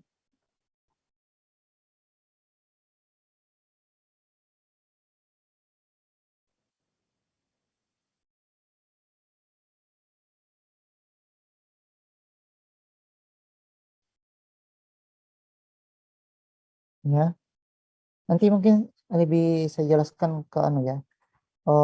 Bang itu ya, minggu depan. Besok ya mungkin. Soalnya PPT hilang. Jadi ada persyaratan khusus ya. Apabila F-nya di bawah 100 atau di bawah ya. Ada standarnya apakah dia ekivalen atau ini ekivalen ya. Soalnya ada materinya ini. Ada yang nanti kita bandingkan berapa ujian. Ini ada mungkin dijelaskan. Saya pilih materi ini ya. Kalau ini alfa 1.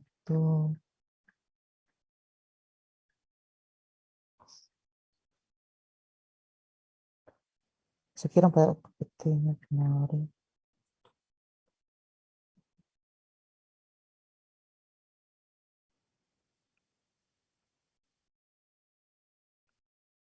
Soalnya harus ada apa ya?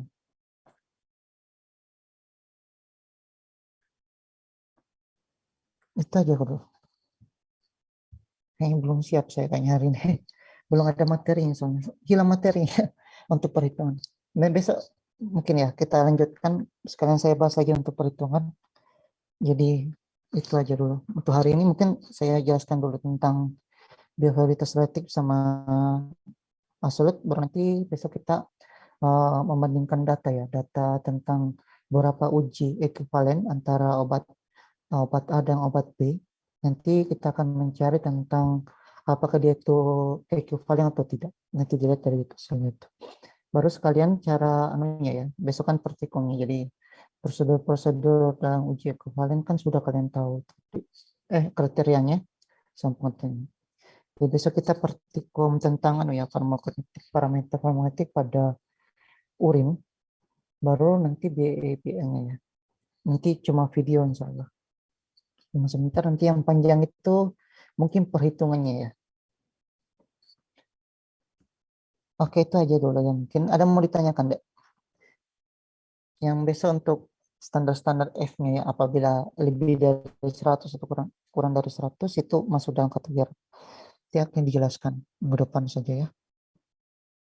Ada mau ditanyakan?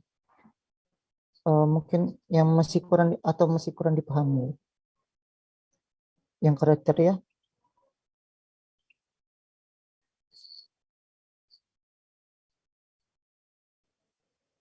Tidak ada lagi ya? Pak, saya ingin bertanya. Iya, Mbak Rama Hiksan. Iya, tadi itu kan sempat dijelasin ya Pak, yang bioanalisis itu kalau itu tuh heterogen, introgen, terus bersifatnya kualitatif, kuantitatif gitu ya Pak. Nah, tadi kan secara umum dijelasin secara kuantitatif hitungannya gitu Pak. Nah, kalau secara kualitatifnya itu seperti apa ya Pak? Soalnya dari tadi saya belum lihat atau kurang paham gitu Pak tentang kan biasanya kualitatif itu kan muncul warna atau bagaimana. Nah, apakah itu muncul di yang spektro tadi atau gimana ya Pak? Atau ada uji-uji seperti kayak uji Lieberman Burchard gitu Pak? Iya Pak. Terlalu cepat ya, Dek. Oh. Tadi itu yang uji kualitatif ya. Kenapa? Iya, itu tadi kan yang kuantitatif, tadi kan sudah dijelaskan secara umum. Nah, kalau uji kualitatifnya itu ada apa maksudnya? Mungkin ada kayak uji Lieberman yang nanti menghasilkan warna, begitu Pak. Secara kualitatif.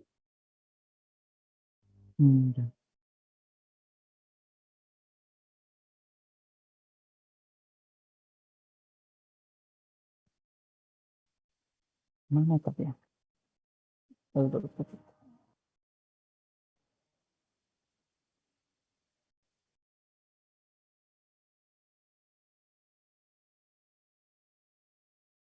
Nyaman slide ke berapa tadi? Kalau tidak salah yang bioanalisis tadi Pak, yang ada kimia apa ya tadi matematika ya ini bioanalisis ini tadi Pak 26 itu itu kan ini ya? Ya, nah itu tadi kan di atasnya 25 dan saya 25 itu kalau nggak salah dijelaskan kalau sifatnya ini analisis secara kuantitatif dan kualitatif gitu. Di slide 25. Oh, mau ditanyakan analisis kualitatif sama kuantitatifnya ini ya, Dek? Maksudnya? Ini Pak, kalau yang kuantitatif, yang perhitungan tadi kan sempat dijelaskan gitu Pak. Nah, kalau kualitatifnya kayak munculnya warna atau perubahan bentuknya, nah itu ada Bapak uji-uji. Suara saya kecil Bapak atau jelas ya? Enggak tahu, terpantul-pantul soalnya kayak bergema begitu. Kalau iya kurang macet mungkin. Oh iya. Coba sekarang jelas kok, Pak? Aman. Iya. Oh iya. Oh iya, maaf, Pak. Jadi tadi saya lupa, Pak. Sebentar, Pak. Aduh, kualitatif. Iya. Kualitatif, ya, kualitatif. Tadi itu kan kuantitatifnya udah dijelaskan. Rumus-rumusnya gitu, Pak. Nah, kalau secara kualitatif. Nah, itu apakah ada uji yang akhirnya itu melihatkan suatu bentuk yang perubahan gitu, Pak, atau warna gitu? Warna. Ini kan ya, melihat perubahan ya, bisa mungkin kalau itu kan ada ekuivalen ya, kita tahu ada uji ekuivalen secara in vivo dan in vitro. Kalau in vitro itu kan cukup dengan menggunakan kayak ya, obat, alat-alat disolusi ya. Kalian tahu yang disolusi ada, yang untuk melihat kelarutan obat ya. Iya, pernah lihat? Itu pernah dijelaskan. Jadi sepertinya belum, Pak. Ya itu disolusi, kalau tidak salah ya. Jadi itu disolusi itu seolah-olah kita disolusi itu melihat kelarutan obat. Ya. Kalau disolusi itu seperti pengujian pada lambung, kan? Ya. Seperti di lambung pelepasan. Ya, ngerti. Ya berarti belum ya. Berarti soalnya kalau in vivo itu kan in vitro ya, pada uji disolusi, di mana kalian itu akan membandingkan kelarutan obat pada alat itu, alatnya itu sama dengan prinsipnya di absorpsi ya, di lambung. Jadi obatnya larut itu berapa lama di lambung, itu tuh menggunakan alat disolusi. Kan tadi ada anunya, bisa kalian lihat tadi alatnya ya. Kan ada tadi yang uji in vivo, kan tadi apa ya? Ini kan untuk farmakokinetik. Ini uji disolusi terbanding menggunakan in vivo. Itu kan bisa kita lihat langsung kelarutannya ya. Apa dia tuh tidak larut sekali atau itu berdasarkan BCS-nya. Itu kan ada yang larut, tidak larut sekali. Itu jadi pembanding. Baru kalau yang uji farmakokinetik kan kita melihat lagi tentang in vivo-nya. Tadi kan in vivo ada yang farmakokinetik, dan uji klinisnya. Bisa kita lihat juga. Jadi kalau studi tentang farmakokinetik kan berarti kita kayak tadi perhitungnya, dihitung tentang diambil data darah dengan data urin ya. Baru dilihat lagi kecepatan berapa kadarnya, berapa UC-nya dihitung, tetapan T/2-nya, seperti itu ya, seperti itu tadi. Baru kan kalau kita mau lihat farmakokinetik kan bisa dilihat dari efeknya yang diperoleh dari keadaan pasien ya, seperti tekanan darahnya atau apanya, bisa dihitung. Kalau yang kayak BCS itu dilihat lagi secara anunya ya, kelarutannya lagi, dilihat lagi kecepatannya dalam berapa menit, ditularut berapa lama, itu melakukan disolusi juga ya, seperti in vivo. Nanti mungkin blok selanjutnya kalian belajar uji disolusi terbanding, seperti itu. Oh iya, Pak, berarti kalau secara kualitatif itu dilihat dari uji in vitro, kemudian nanti dibandingkan pakai yang BCS itu ya, Pak, untuk disolusinya. Ya seperti itu kurang lebih ya. Ini apa ya, prinsipnya tuh melihat kelarutannya lagi kan, secara kuantitatif itu. Kelarutan itu dilihat lagi berdasarkan ini BCS-nya misalnya. Kalau in vivo ya, untuk disolusi banding. Baru untuk syarat-syarat obatnya yang perlu in vivo, perlu in vitro kan tadi sudah dijelaskan. Mungkin bisa kalian baca lagi nanti.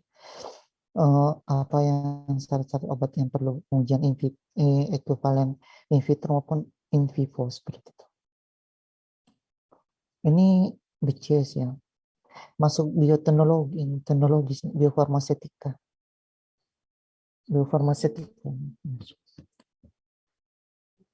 Saya mungkin lebih menjelaskan ke farmakokinetiknya, yang AUC, yang perhitungan itu. Mungkin minggu besok kita jelaskan. Ya, seperti itu ya, Mbak Rahma Iksan. Oh, nggih, Pak Rahma Izan, nggih, Pak. Terima kasih, Pak.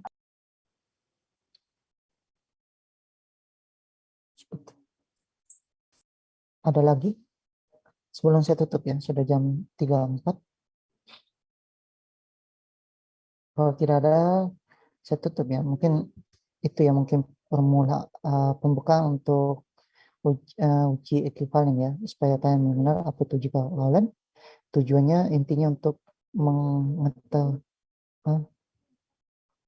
oh ya, seperti itu ya. Pokok intinya agar kalian tahu pendahuluan dulu tentang tujuan dan kriteria uji ekivalen dan jenis-jenis uji ekivalen ya. Seperti itu dulu. Mungkin materi dari saya. Semoga dapat diserap ya dengan baik. Kurang lebih mohon dimaafkan. Mari kita tutup dengan sama-sama baca hamdalah dan dua karakter majelis.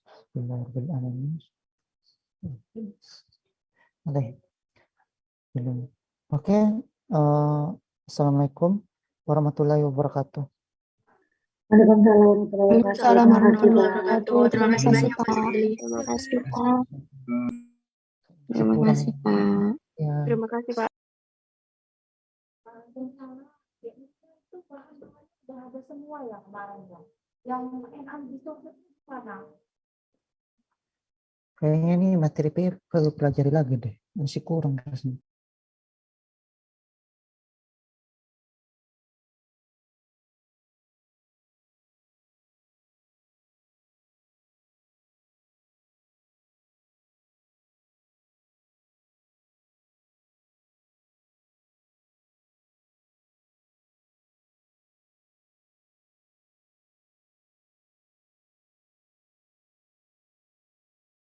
Recording stopped.